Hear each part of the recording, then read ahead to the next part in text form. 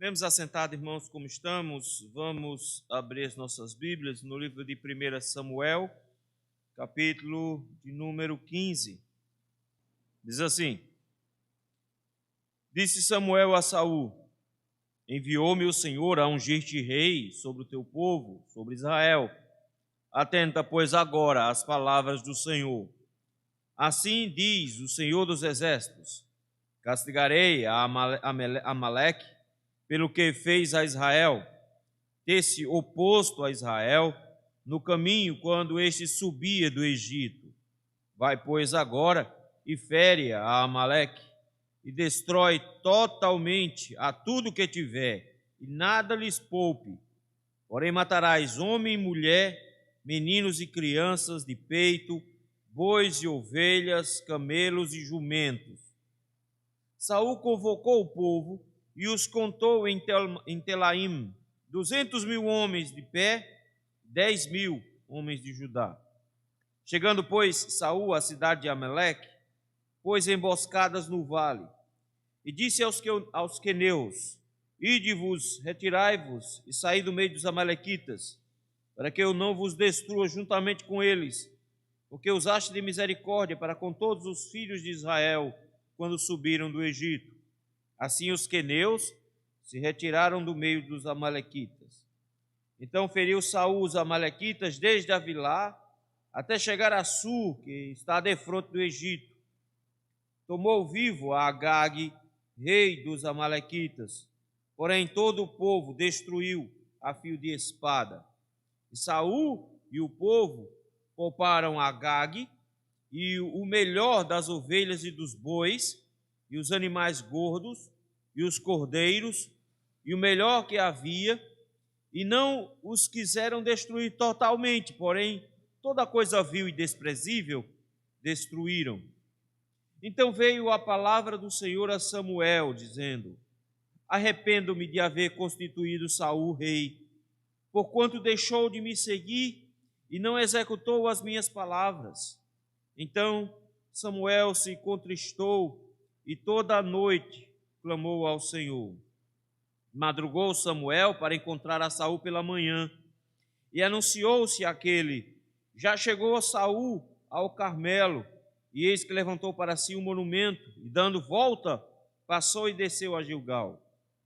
Veio, pois, Samuel a Saul, e este lhe disse: Bendito sejas tu do Senhor, executei as palavras do Senhor. Então disse Samuel: Que balido, pois, de ovelhas é este nos meus ouvidos, e o mugido de bois que ouço?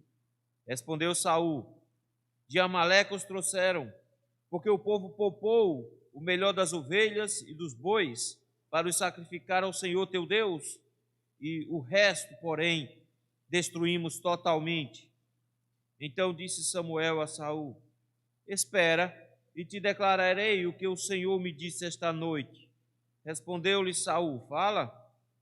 Prosseguiu Samuel: Porventura, sendo tu pequeno aos teus olhos, não fostes por cabeça das tribos de Israel, e não te ungiu o Senhor rei sobre ele? Enviou-te o Senhor a este caminho e disse: Vai e destrói totalmente esses pecadores, os amalequitas, e peleja contra eles até exterminá-los.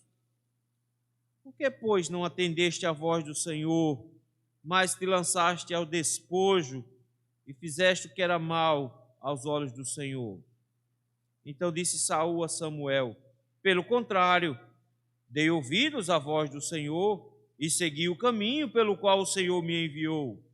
E trouxe a Agag, rei de Amaleque, e os amalequitas os destruí totalmente.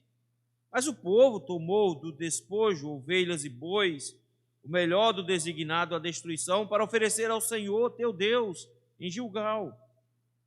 Porém Samuel disse: Tem porventura o Senhor prazer em holocaustos e sacrifício, quanto em que se obedeça a sua palavra? Eis que o obedecer é melhor do que sacrificar, e o atender melhor do que a gordura de carneiro. Porque a rebelião é como o pecado da feitiçaria, e a obstinação é como a idolatria e o culto a ídolos do lar. visto que rejeitastes a palavra do Senhor, ele também te rejeitou a ti, para que não sejas rei.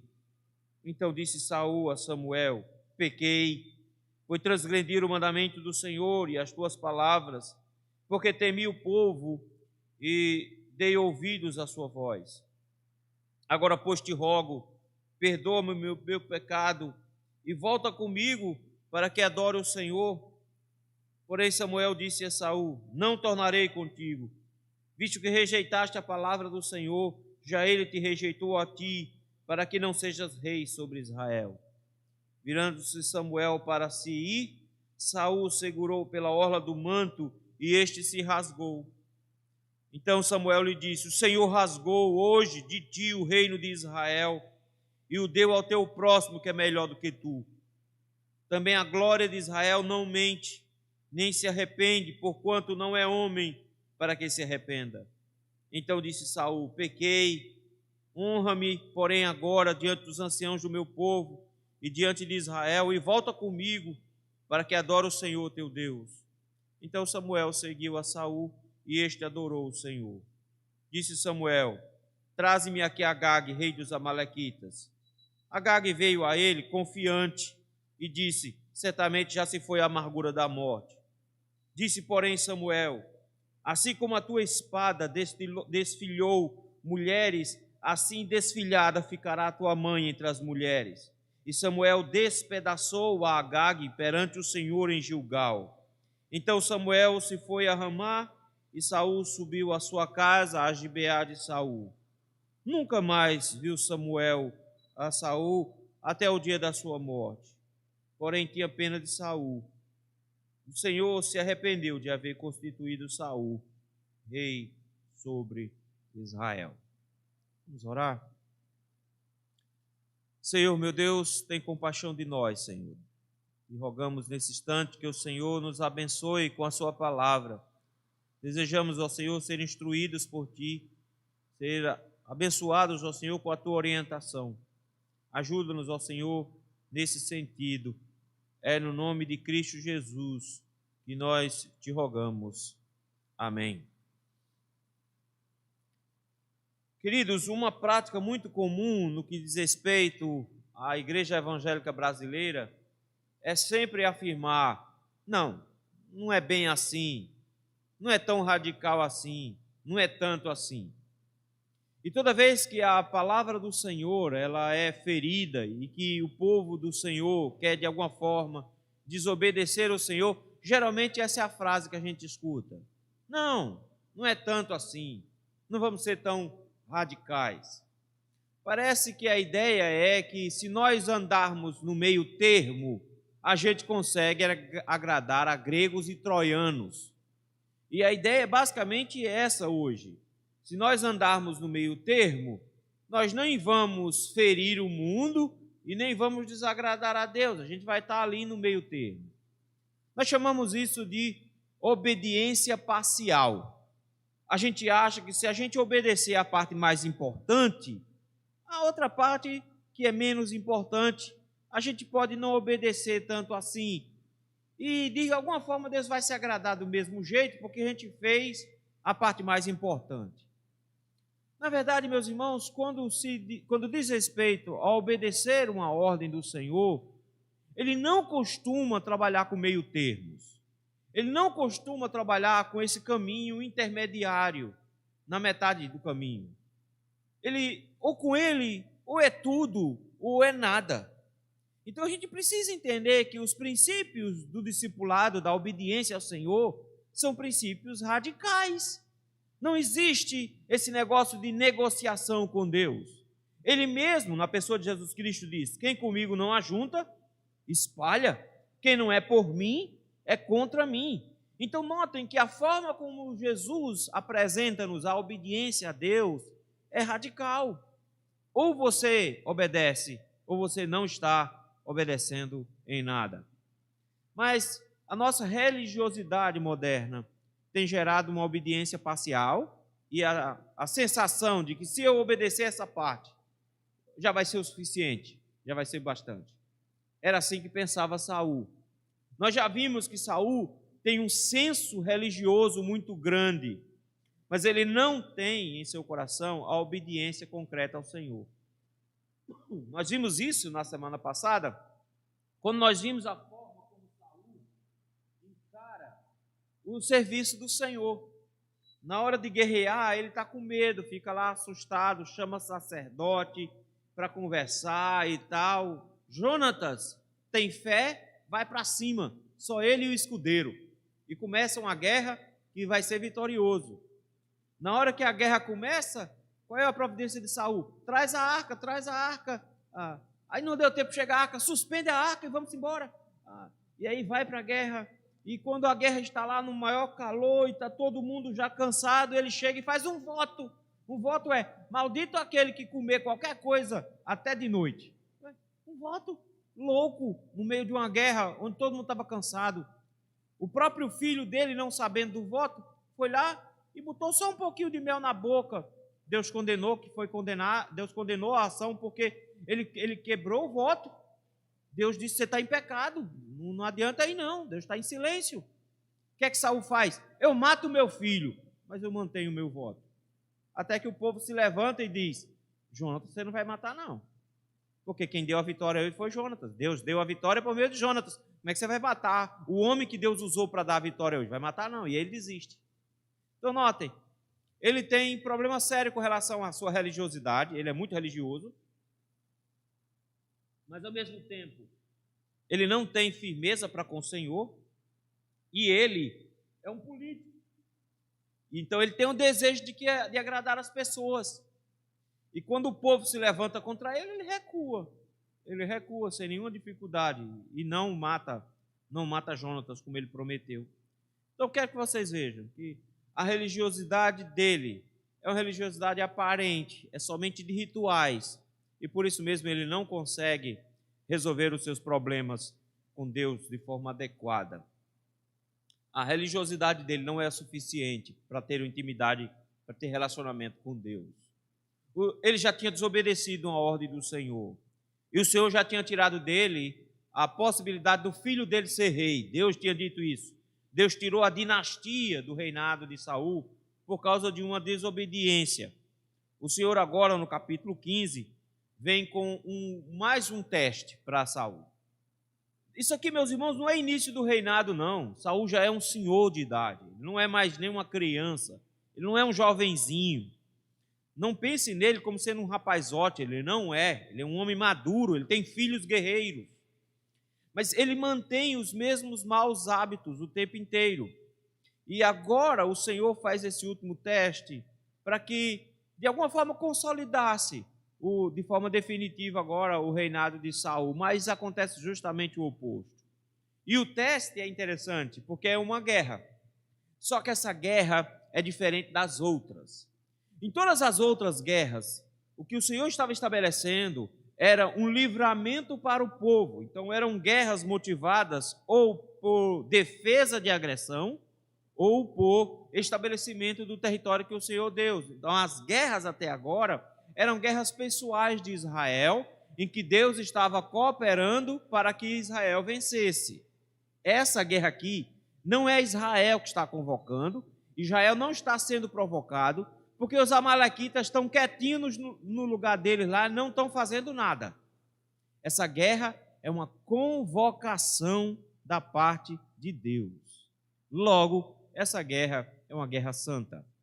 É por isso que, logo de cara, o Senhor chama a Saul e dá um ultimato a ele. Veja, versículo 1. Samuel chega para Saul e diz: enviou-me o Senhor a ungir-te rei sobre seu povo. Ele chega e diz: você deve o reinado a Deus. Logo de cara. Ele está dizendo: tenha cuidado, porque o povo tem uma influência muito grande nas suas decisões. E de cara Samuel chega e diz: lembre-se, Israel não é uma democracia. E você não se tornou rei porque o povo escolheu. Você se tornou rei porque Deus te colocou aí. Logo, você deve o trono a Deus e não ao povo. Então tenha cuidado, porque você tenta o apoio do povo o tempo inteiro e você precisa do apoio de Deus, porque quem te colocou aí foi Deus, não foi o povo não. Fique atento a isso. Logo em seguida ele diz, por conta disso, você tem que prestar atenção no que Deus diz. Atenta, pois, agora as palavras do Senhor. Ele diz, você deve essa cadeira, esse trono a Deus. Por isso, preste atenção no que Deus diz, e não no que o povo diz. Fique atento a isso. Isso aqui, meus irmãos, é muito, muito importante, porque o Senhor está dizendo para Saul que o reinado não é uma possessão de Saul e que nem sequer é uma possessão do povo. Veja que o conceito de democracia, todo poder emana do povo. O Senhor está dizendo exatamente o oposto àquilo. Todo poder emana de Deus. Quem te colocou aí foi Deus. Por isso você preste atenção para fazer o que Deus manda e não o que o povo manda. E o que é que Deus está mandando? Versículo número 2. Castigarei a Amaleque pelo que fez a Israel, ter se oposto a Israel no caminho quando este subia do Egito. Espera aí, o que é que esses amalequitas fizeram? Os irmãos, lembra de uma coisa, o Senhor tem boa memória. Ele tem uma memória excelente. Quando o povo estava saindo do Egito, assim que eles passaram o Mar Vermelho, eles começaram a caminhar em direção ao Monte Sinai. No Monte Sinai, o Senhor iria dar sua revelação ao povo. No meio do caminho, eles encontraram os amalequitas. E os amalequitas fizeram oposição ao povo de Deus e trouxeram condenação sobre o povo de Deus. Os irmãos vão se lembrar de Balaão e sua jumenta, lembram dela? Balaão trouxe uma maldição sobre o próprio povo que tinham contratado. E o Senhor disse aos amalequitas, por meio do próprio Balaão, e que o Senhor iria exterminar aquele povo porque eles se levantaram contra o povo de Deus. Foi uma promessa que Deus fez quando Moisés ainda estava tirando o povo do Egito, que já passou, Moisés já passou os 40 anos no deserto, eles já ficaram na porta, já ficou lá, morreu na entrada de Israel. Josué já ganhou a terra, já passaram todo o período dos juízes, mas adivinha, Deus não esqueceu. E agora chegou a hora. Lembrem-se, quando Deus promete uma punição, nem sempre ele faz na hora, mas ele nunca esquece que prometeu. Ele prometeu que ia destruir Amaleque. E destruir aqui, meus irmãos, não era só a ideia de dar uma lição, era de apagar esse povo da face da terra. Era isso que ele disse que queria fazer. Ele queria apagar esse povo da face da terra. E aí demorou bastante. E Deus chega para Saul e diz, Saul, os amalequitas me provocaram quando Moisés estava tirando o povo do Egito e eles não deixaram o povo se aproximar do Sinai para falar comigo. Lá naquela época, lá em Êxodo, capítulo 17, eu prometi que eu iria destruí-los. Por isso agora, versículo 3, vai agora, fere a Amaleque, mas preste atenção nas palavras, e destrói totalmente tudo o que tiver e nada lhes poupe. Por que isso? Por que Deus chega e diz, destrua tudo e não poupe nada? E ele faz questão de dizer o que é. Ele diz, você vai matar homem e mulher. Não é uma guerra simples, porque numa guerra os homens morrem, aqui não. Você vai matar homem, mulher, menino, criança de peito. Você vai matar os bois, as ovelhas, os camelos, os jumentos. Meu filho, você vai matar, você vai destruir tudo que você encontrar na frente. Não é uma guerra comum, onde você vai simplesmente chegar e derrotar o povo. Não, eu quero que você faça um extermínio completo, que não sobre nem lembrança deles. Por que Deus está fazendo isso? Porque é uma guerra santa. E numa guerra santa é assim que o Senhor age. Quando o Senhor estava entrando em Israel, com o povo lá por meio de Josué, a guerra que foi travada com Jericó foi uma guerra santa. E como guerra santa, qual era a ordem? Entrem, matem todos, destrua tudo e não pegue nada. Porque a ideia, queridos, é que aquele povo que está ali, é um povo que foi consagrado ao Senhor para morrer. É um povo que o Senhor diz: esse povo é meu e eu quero exterminá-lo. Então você não pode pegar nada, porque tudo que está lá é meu. Tudo que está naquele lugar é meu. E eu quero consumir tudo que há ali. Do mesmo jeito que ele fez com Sodoma e Gomorra, que desceu fogo do céu e destruiu tudo, ele quer fazer a mesma coisa com os amalequitas, só que ele não quer que desça fogo do céu, ele quer que Israel vá lá e faça isso. Isso é uma guerra santa. Ele está dizendo: não pode sobrar nada, não pode voltar nada. E por causa de um homem, um único homem, que entrou em Jericó e pegou uma capa e algumas besteirinhas, o que aconteceu? O Senhor fez com que Israel perdesse uma batalha ridícula logo em seguida, e a família daquele homem todo, de Acã, morreu. Porque ele desobedeceu uma ordem do Senhor, que era: não pegue nada, porque isso é guerra santa. Deus está dizendo a mesma coisa aqui para Saul. Saul, essa é uma guerra santa. É uma guerra santa. Não é por sua causa que você vai lutar. As outras guerras foram por sua causa, por causa de Israel. Essa não, você vai lutar por minha causa. Porque eu estou mandando você fazer isso. Porque chegou a hora de punir os amalequitas. E Saul, meus irmãos, é uma história, a história de Saul é estranha, porque ele tem altos e baixos. Tem hora que a gente pensa assim: rapaz, vai dar certo esse negócio. Vai dar certo, vai funcionar. Mas de uma hora para outra ele se embanana todinho e dá tudo errado. E é isso que ele faz aqui. O texto nos diz que ele convoca Israel como guerra santa. Veja que ele tinha pouca gente no seu exército era pequeno. Mas agora, quando ele convoca uma guerra santa em todo Israel, olha o tanto de gente que aparece. 200.000 homens de pé. Agora ele tem um exército. Ele convocou guerra santa. O Senhor mandou destruir os amalequitas. Israel inteiro chega. Mas o texto faz questão de frisar que tinha um grupo muito grande de Judá. Ele diz: tinha 200.000 homens de pé, mas tinha 10.000 homens de Judá, para mostrar que a guerra estava sendo travada, e a tribo de Judá entrou com uma parcela muito grande de soldados. Muito grande. Destaque para a tribo de Judá aqui. É uma guerra santa. É uma guerra santa. Eles vão se levantar contra o povo que feriu, que maltratou o povo de Deus lá no passado. Ele então cerca a região, mas tem um detalhe aqui interessante, que foi uma boa preocupação de Saul. É por isso que é estranho. Tem hora que a gente gosta de Saul, tem hora que a gente não gosta dele. Porque ele teve uma sacada muito boa. Quando ele estava para invadir a região, ele se lembrou que tinha um grupo lá chamado queneus. Os queneus eram descendentes dos midianitas. E os midianitas apoiaram muito Israel na terra, na saída do Egito. Quando o Israel estava saindo do Egito, os midianitas apoiaram de tal maneira que a esposa de Moisés era uma midianita. O sogro de Moisés era midianita e ajudou, inclusive, na administração. Então, eles apoiaram muito. E Deus deu proteção aos midianitas.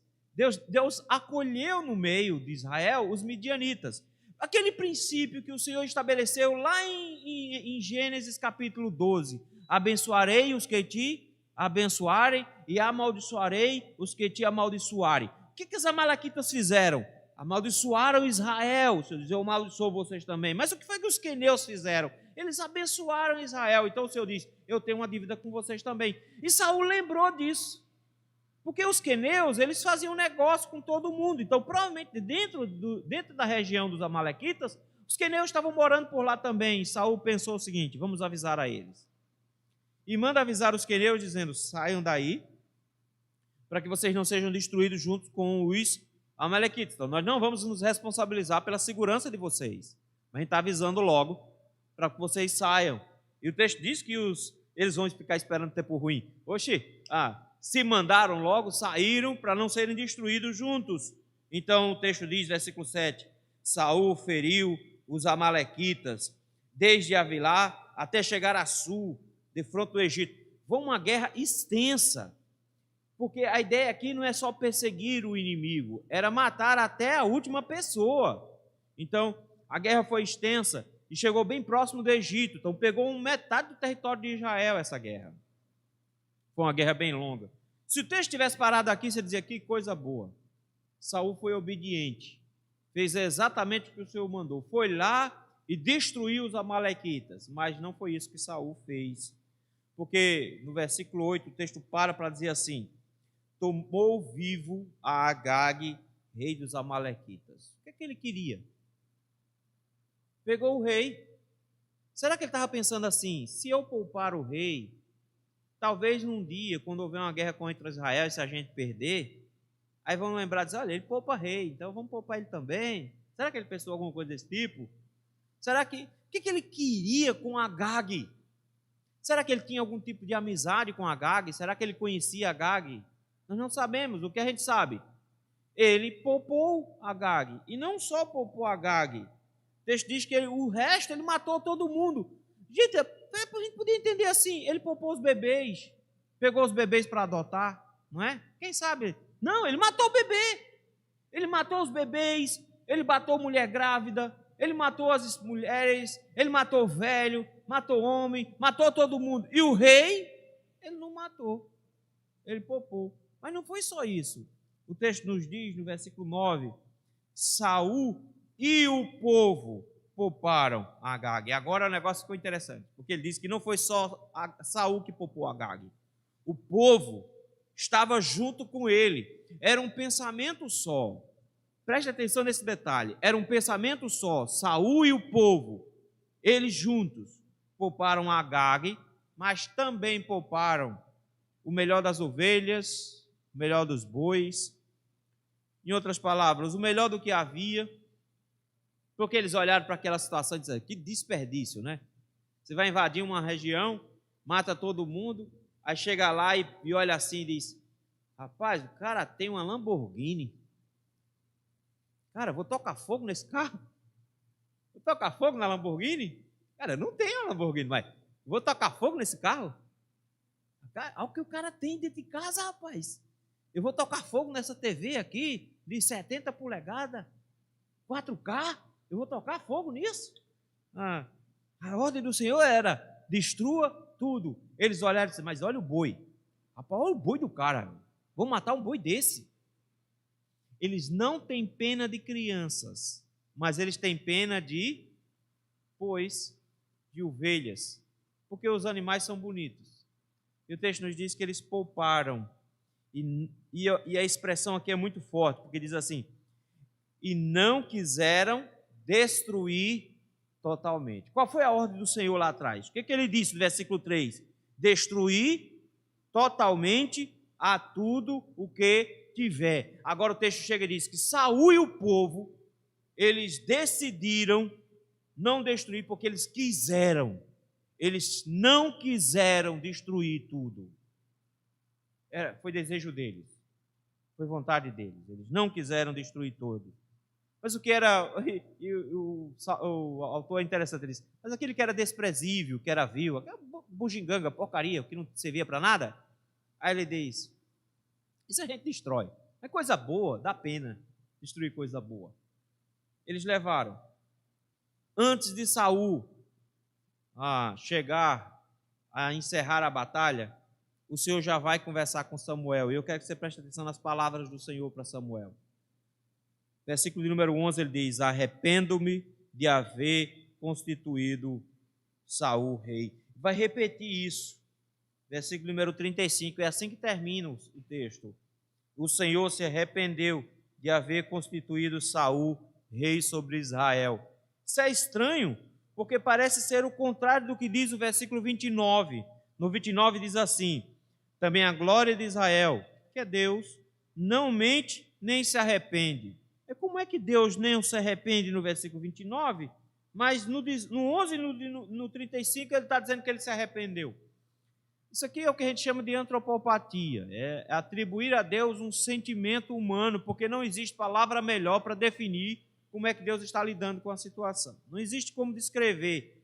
O que acontece aqui é que Deus está olhando para Saul e, vou usar uma outra expressão também, é como se tivesse completamente decepcionado, triste com o que Saul está fazendo. É como se houvesse uma tristeza profunda em Deus pelo que está acontecendo. Isso aqui vai acontecer, por exemplo, lá no capítulo 6 de Gênesis, quando o Senhor se arrepende de ter feito o homem. Não é que ele queria voltar atrás, porque ele podia voltar atrás. Ele podia desfazer tudo e refazer do começo. Mas é porque ele está profundamente triste. Ele está dizendo, eu estou arrasado com Saul. Por quê? Me arrependo de haver constituído Saul rei, porquanto deixou de me seguir e não executou as minhas palavras. Ele chega e diz, ele não está andando nos meus caminhos e não está fazendo o que eu mando. Eu que fiz dele um rei. E eu já falei isso aqui, Samuel gostava de Saul. Por algum motivo, quando Samuel bateu os olhos de Saul, ele gostou. Pela recepção que ele deu logo de cara, pelo cuidado que ele teve com Saul, por ter levado Saul para jantar, lembram? Ele sempre gostou de Saul, levou Saul para a casa dele, dormiu na casa dele, teve algumas conversas particulares, orientou Saul em tudo, em cada detalhe, como deveria ser, protegeu Saul de más línguas, ele cuidou de Saul, ele gostava de Saul. E agora o Senhor chega e diz, Saul me deixou. Eu dei uma ordem para ele ontem, hoje ele me desobedeceu. Ele acaba de me desobedecer. E o texto diz que Samuel, versículo número 29, Samuel se contristou. A palavra contristou aqui não é só de tristeza. A palavra é também para queimar. Então, provavelmente, Samuel ficou irado. Ele ficou com muita raiva. Ele ficou estressado nesse dia. Ele ficou tão triste e tão irado que ele não conseguiu dormir de noite. Ele não conseguiu dormir. O texto nos diz que ele ficou a noite toda acordado. Fazendo o quê? Clamando ao Senhor. Ele provavelmente ficou orando e clamando a Deus por Saul, mas não adianta mais. Não adianta mais. Ele ora a noite todinha. De madrugada ele vai atrás de Saul. Ele vai procurando Saul por um lado. Ele queria ir em direção à região onde Saul tinha juntado o exército. O texto nos diz que Saul juntou o exército em Telaim, versículo 4. Ele provavelmente está indo em direção a Telaim. Mas chega alguém e diz, não, ele não está mais lá. Não, veja. Ele já saiu de lá, já foi para a região do Carmelo. Não é região do Monte Carmelo, não. Não é outra região chamada Carmelo. Ele já foi lá. Veja o que ele fez. Ele está se sentindo tão vitorioso que ele construiu um monumento em homenagem própria. Ele construiu uma homenagem a ele mesmo. Eu venci. Ele está tão feliz porque ele conseguiu fazer, que ele construiu um monumento e disse, e tem mais, e já voltou, e já está em Gilgal. Já está de volta na terra dele. Ele passou a noite todinha a 1000 por hora, porque eles venceram o exército, eles conseguiram destruir todas as pessoas, e ele está feliz da vida, já foi em Carmelo, já montou, já fez uma homenagem a ele mesmo, e já está em casa. Aí ficou mais fácil para Samuel, coitado, porque Samuel já era velho, lembram? E a região de Ramá, onde Samuel vivia, era bem pertinho de Gilgal, então ficava aí entre 20 e poucos quilômetros. Então, em um dia, dava para Samuel chegar lá andando devagarinho. Samuel foi para lá. Samuel chegando lá, Saul está eufórico, feliz da vida. Olha como é que ele recebe. Bendito sejas tu do Senhor. Ele já chega todo animado. E olha o que ele diz. Executei as palavras do Senhor. Saul tem certeza de que obedeceu. Ele tem certeza que obedeceu. Ele tem convicção absoluta. Ele diz, eu fiz o que Deus mandou. Eu matei todas as pessoas. Eu obedeci a ordem do Senhor. Ele tem convicção. Ele está tão feliz porque ele entende que foi obediente. Mas lembre, ele foi obediente de forma parcial. Ele não obedeceu completamente. E Samuel chega e diz, ok, que bom, né? Você obedeceu ao Senhor, você obedeceu a palavra do Senhor. Me diz uma coisa, o que é esse barulho de ovelha que eu estou ouvindo? Tem um bocado de chocalho balançando por aqui. E o que é esse boto de boi urrando aí, mugindo aí, que eu estou ouvindo? Por que tem um boi fazendo barulho? Ele fez, veja bem. Versículo de número 15. De Amaleque os trouxeram. Quem é o sujeito da frase? Indeterminado. Fui eu não. O pessoal aí trouxe os animais. Mas não, você se estressa com isso não, Samuel. Veja só, foi com boa intenção. A gente trouxe os animais porque a gente viu que eram os melhores. Trouxemos porque poupamos o melhor das ovelhas e dos bois, mas é para culto. É para sacrificar ao Senhor teu Deus. Então, Samuel, não precisa agradecer não. Não precisa agradecer não. A gente vai fazer um cultão hoje. Vai ser um culto para valer, meu velho. A gente trouxe animal só de primeira. Nós vamos sacrificar tudo ao Senhor. O seu Deus vai ficar muito feliz. Mas olha como é que ele termina a frase.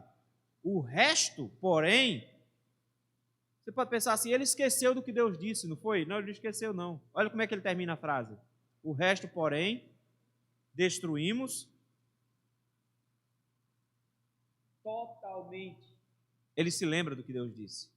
Deus disse, destrua totalmente. Ele diz, mas nós destruímos. Destruímos tudo. Não se preocupe não.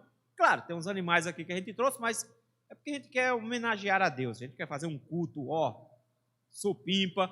Nós precisamos o que tem de melhor, de boi, de carneiro, e a gente vai sacrificar tudo ao teu Deus. Então vai ser um culto, não se preocupe não. Foi isso que a gente fez.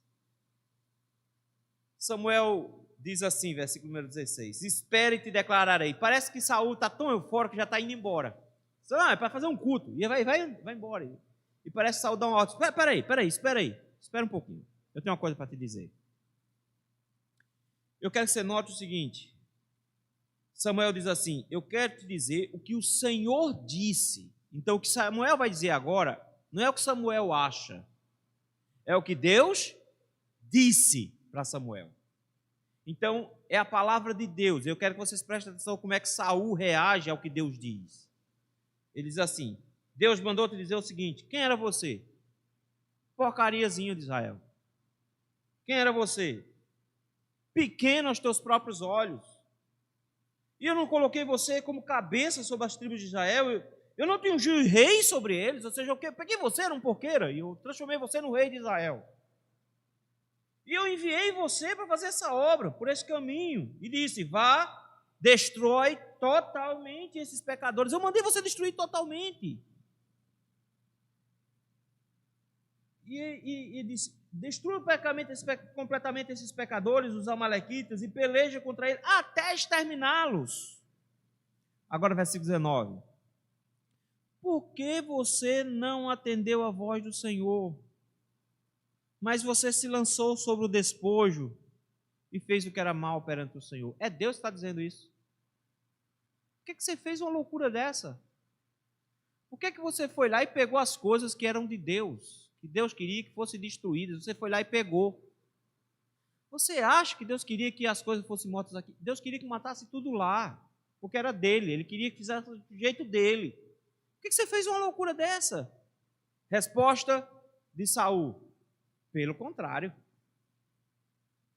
Deus disse, por que você faz uma loucura dessa? E pegou o despojo que era do Senhor. A resposta dele é, pelo contrário, é mentira, não fiz isso não. Não fiz isso não. Eu dei ouvidos à voz do Senhor. Eu segui o caminho pelo qual o Senhor me enviou. Eu fiz o que o Senhor mandou, do meu jeito, mas eu fiz. Ele tem convicção que fez o que Deus mandou, por isso ele consegue chamar Deus de mentiroso, dizendo, está errado, não foi isso não, eu fiz o que era certo. Foi o que eu fiz. Eu trouxe Agag, rei de Amaleque, e os amalequitas eu destruí totalmente. Ele chega agora e diz, eu fiz tudo o que o Senhor mandou. É mentira, não fez, foi isso não que aconteceu não.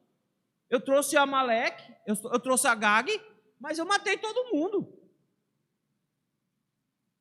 Ele acha que trazer Agag não fazia parte do acordo. E logo em seguida, ele culpa o povo. Veja, ele não consegue ver o mal que ele fez. Ele não consegue ver que ele tem uma obediência parcial.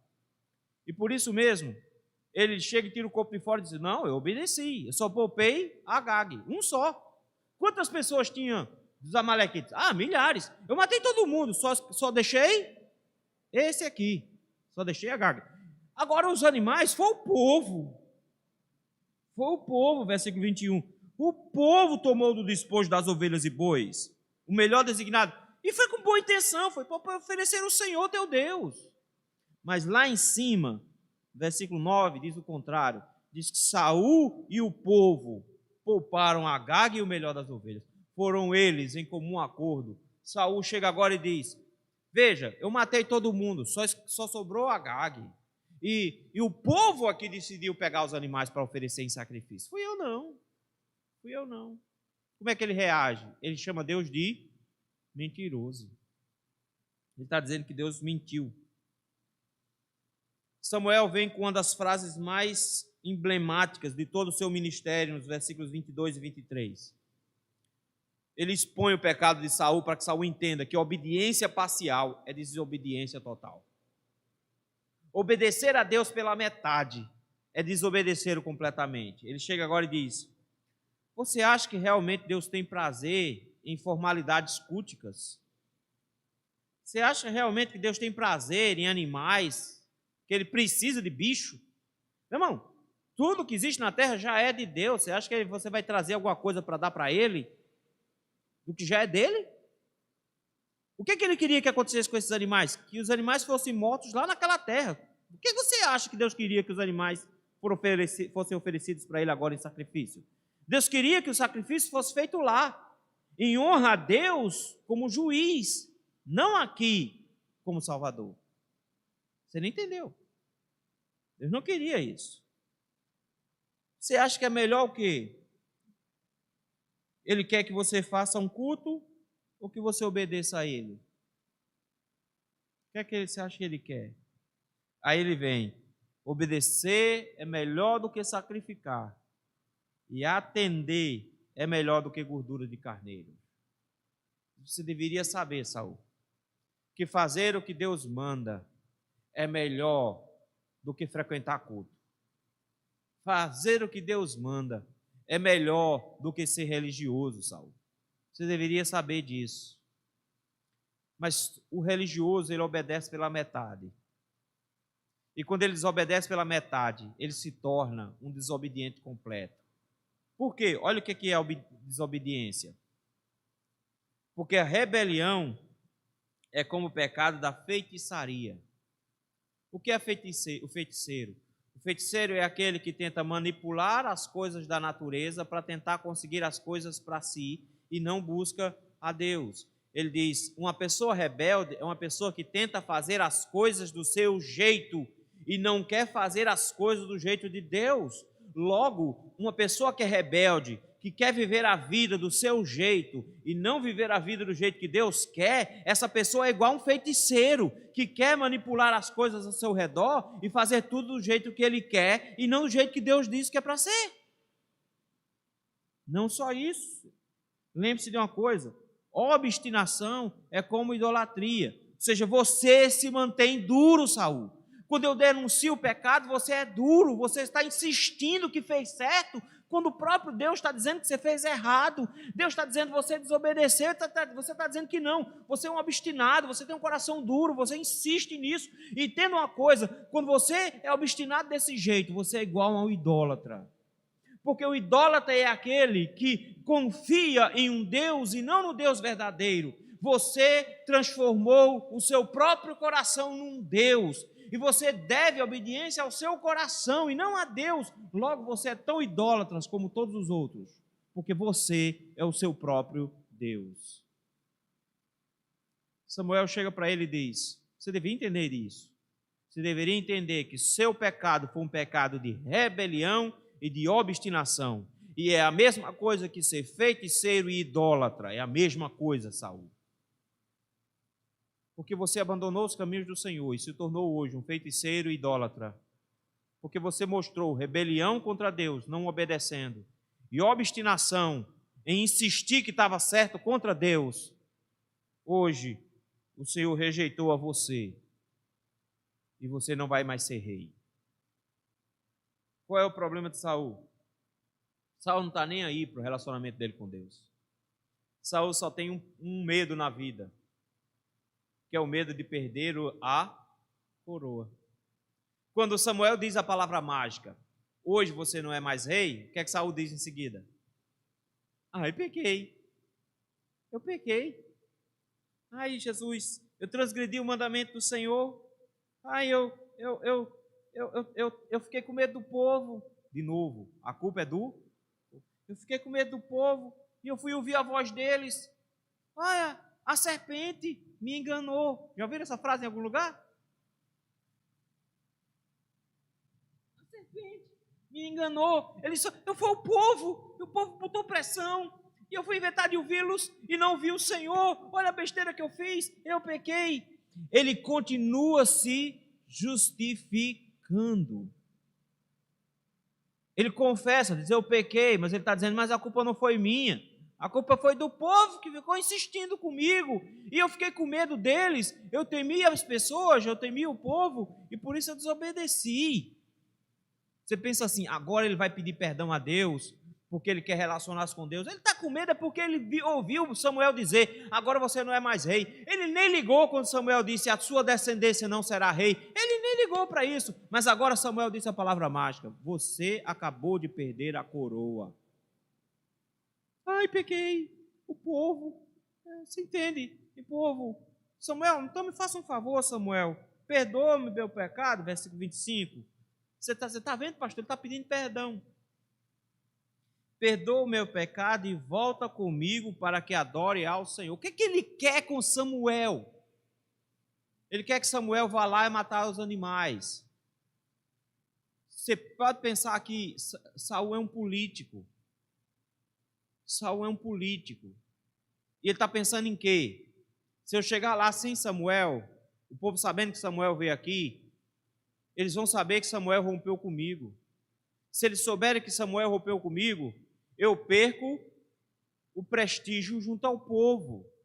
E um rei que perde o prestígio junto ao povo vai perder o poder, porque ele acha que o poder veio do povo e não de Deus. É por isso que ele obedeceu ao povo e não a Deus. E aí ele chega e diz, vamos comigo para adorar? Samuel diz, vou não. Vou não porque o Senhor já te rejeitou. Ponto. O Senhor já te rejeitou. E você não vai mais voltar a ser rei, Samuel. Esquece. O Senhor não vai voltar atrás. É por isso que ele coloca agora, no versículo 27 e 28, diz que Samuel vai-se embora, porque Samuel já fechou a questão. Pronto. O Senhor já disse que você não é mais rei. Acabou, vamos embora. Saul segura Samuel pela roupa, na hora que Samuel está indo embora. A roupa rasga, Samuel aproveita e diz, do jeito que você rasgou minha roupa, o Senhor está rasgando o reino e está dando outra para outra pessoa, que é melhor do que você. Por que essa outra pessoa seria melhor do que Saul? Porque essa outra pessoa iria obedecer ao Senhor com o coração correto. Iria entender o que é relacionar-se com Deus ou se relacionar com o povo e o poder. Samuel então disse para Saul assim, versículo 29, o Senhor não vai se arrepender do que acabou de fazer, Samuel. Esquece, não tem mais volta. A glória de Israel, esse nome é muito bonito para Deus, a glória de Israel, ele não mente. Você acusou Deus de mentir, Samuel. Você disse que Deus tinha mentido e estava errado, que você tinha feito o que ele mandou. Samuel, nosso Deus não mente. E do jeito que ele não mente, Saul, ele também não se arrepende do que diz. Ele já disse que você não é mais rei. Então, acabou. De novo, Saul, pequei. Você pensa assim, que homem humilde, ele quer o perdão de Deus. Pequei, honra-me diante dos anciãos do meu povo. Volta comigo para que adore o Senhor teu Deus. De novo, qual é a única preocupação de Saul? Perder o prestígio, perder o poder. É a única preocupação dele. Ele sempre diz, pequei, eu estou com medo porque eu vou perder o prestígio. Ele não teme a Deus, ele teme o povo. Samuel, então, por algum motivo, resolve ir. Você pode pensar assim, então, Samuel está concordando com Saul? Não está não. Samuel vai terminar o que Saul não terminou. Samuel vai terminar de obedecer. Não existe nenhum outro registro no livro de Samuel que Samuel tenha matado alguém. Samuel era um sacerdote. Ele não tinha matado ninguém na vida. Mas o texto não diz que quando ele chegou na frente do sacrifício, o texto diz que Samuel disse, tragam-me Agag. E Agag já estava feliz da vida, porque ele já sabia que Saul já estava tranquilão, ele já estava num clima de festa. como ele não tinha morrido até agora, o que é que ele pensou? Ninguém vai me matar a sangue frio. Então, a agonia, a amargura da morte já passou, ele não estava mais nem preocupado. O texto diz que ele estava confiante. Samuel chega diante de Agag e diz: você deixou muitas mães sem filhos. E do jeito que você deixou muitas mães sem filhos, a sua mãe vai ficar sem filho hoje. E eu quero que você preste atenção, porque quando o Senhor deu a ordem lá atrás, ele disse: destruir totalmente. Samuel, então, diz o texto, que despedaçou Agag. Eu acho interessante isso aqui, porque Samuel não tem a habilidade com espada. Então Samuel não deu um golpe certeiro. Samuel pegou e trinchou Agag o máximo que ele conseguiu. Ele cortou esse cara todinho. Foi isso que ele fez. Ele partiu sobre Agag com a ira que Deus queria que Saul fizesse. E ele despedaçou Agag. Agora olha como é que termina o versículo.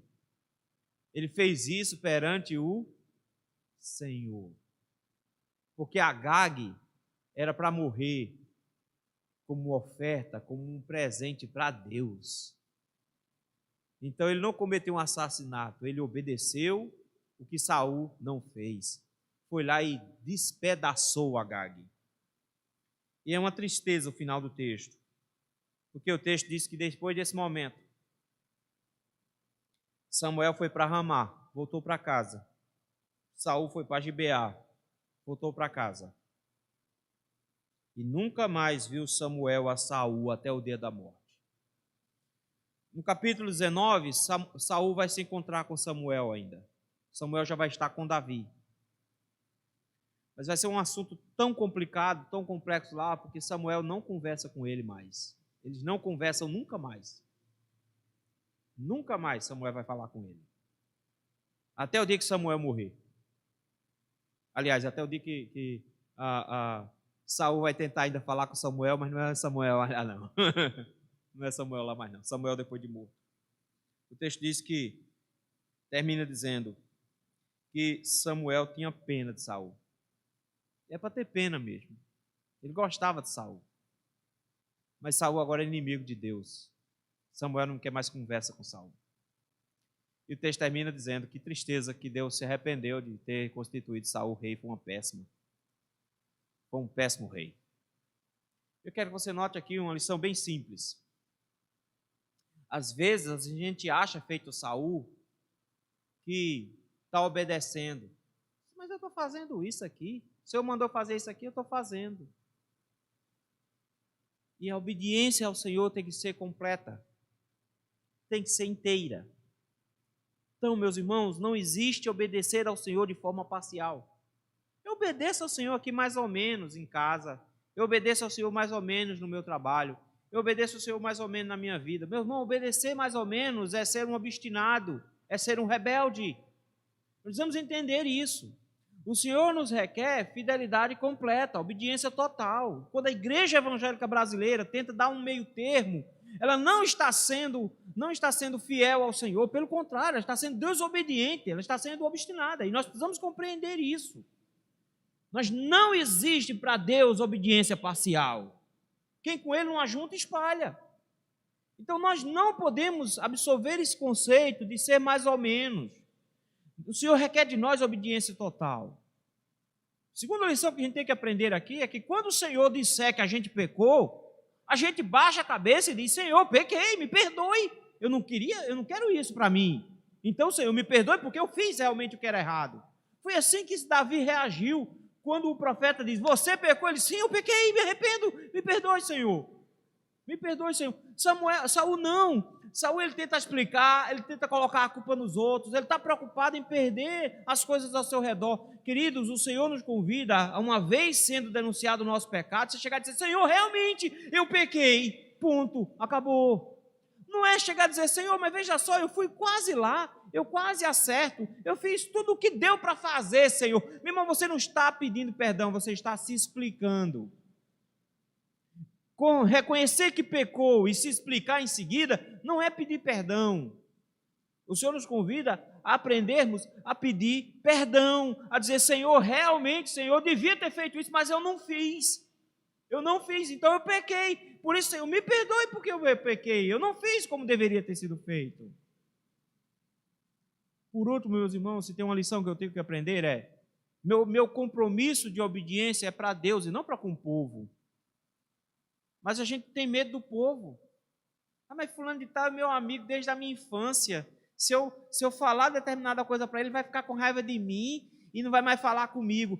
Querido, você não entendeu? Quando você tem medo das pessoas, você passa a obedecer às pessoas e deixa de temer a Deus. Adivinha o que o mundo está fazendo hoje? Ele viu que a igreja tem medo das pessoas. E porque a igreja tem medo da pessoa, ela diz, não use tal palavra, porque eu me ofendo. E se você usar tal palavra e eu me ofender, eu vou te processar. E o que é que os crentes fazem? É verdade, deixa eu ficar quietinho aqui, porque senão o fulano nunca vai se converter, né? Então, eu não posso ofender a pessoa. Quem te disse, quando o Senhor te conclama a obediência, você ofende até teu pai, meu filho. Você não entendeu isso? Nós precisamos compreender que o povo de Deus não pode ter medo do povo. Nós temos medo de Deus. Por isso nós obedecemos a Deus e não às pessoas.